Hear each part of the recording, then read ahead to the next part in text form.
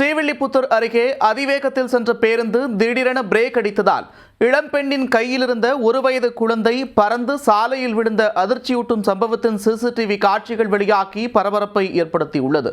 திடீர் விபத்துக்கு காரணம் என்ன?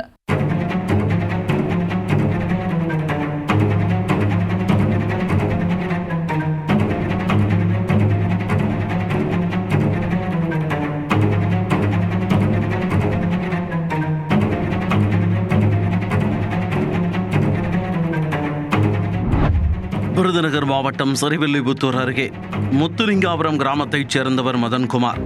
இவர் தனது சகோதரி மற்றும் சகோதரியின் 2 கை குழந்தைகளுடன் மதுரையில் இருந்து ஸ்ரீவில்லிபுத்தூர் நோக்கி தனியார் பேருந்தில் சென்று கொண்டிருந்தார்.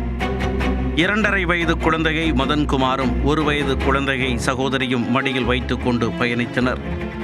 இருவரும் பேருந்தின் முன்பகுதி படிக்கட்டின் அருகில் உள்ள இருக்கையில் அமர்ந்து சென்று கொண்டிருந்தனர்.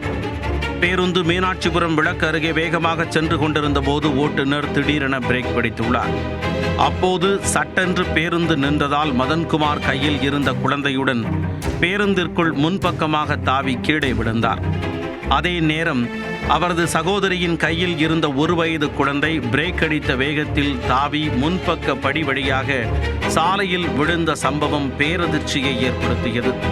அப்போது சாலையில் நின்று கொண்டிருந்த ஒருவர் உடனே குழந்தையை பத்திரமாக மீட்டு தாயிடம் ஒப்படைத்தார். இச்சம்பவத்தில் மதன்குமாருக்கு தலையில் பலத்த காயம் ஏற்பட்டு ரத்தம் கொட்டியது. 2 குழந்தைகளும் லேசான காயத்துடன் அதிர்ஷ்டவசமாக உயிர் தப்பினர்.